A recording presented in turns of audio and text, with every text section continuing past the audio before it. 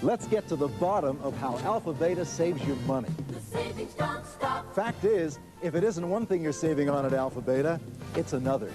Use by and best by dates on food is something that's always been the case, at least for me.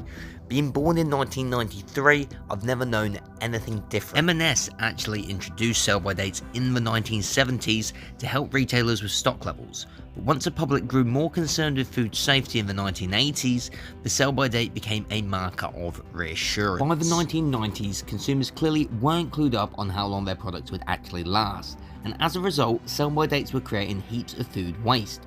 Use by and best before dates are the outcome of work by campaigners who ask for something more accurate than a sell-by date. Food laws dictate that products must meet both food safety requirements and fulfill reasonable expectations of quality.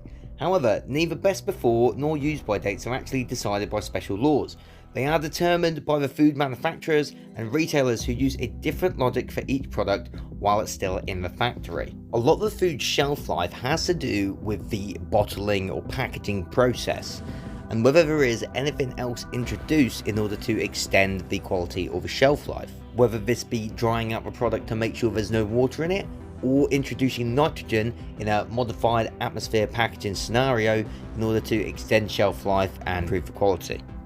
But these guys, they have a great idea of exactly how long these products would last. With the amount of testing they do, they can see 6 months, 18 months, 12 months down the line exactly what the product will be like, if it is appropriate to be eaten it then, or if it is just clearly unsafe. So if they know the best before date really, as an estimate, why do they need to remove it from the packaging? The apparent reason is wastage, but really, I think we all know that the answer is profit. If there's no best before dates and there's no use by dates on certain items, guess what that means? As shops, they can hold them on the shelf for longer. There's more chance of making a profit from the item whilst it can still be sold before you've got to throw it away. And on top of that, it removes any accountability and responsibility to put the right date on there in the first place. This removes the ability of the consumer to sue based on being sold products that are past certain dates.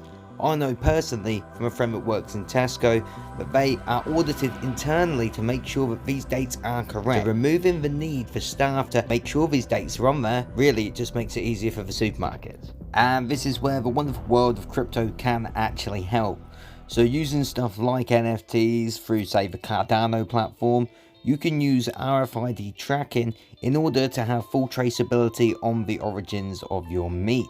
You can see where it came from, you can see what it's been fed, and all these things are clearly traceable, trackable, and available to you, the consumer, at point of purchase.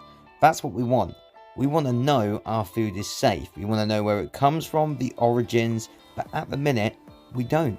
We have to rely on what it says on the packaging, and also hope that it hasn't been injected with any nasty preservatives or filler stuff like water to plump out the meat to give it either that nice colour that people look for or for that full juicy look that people like.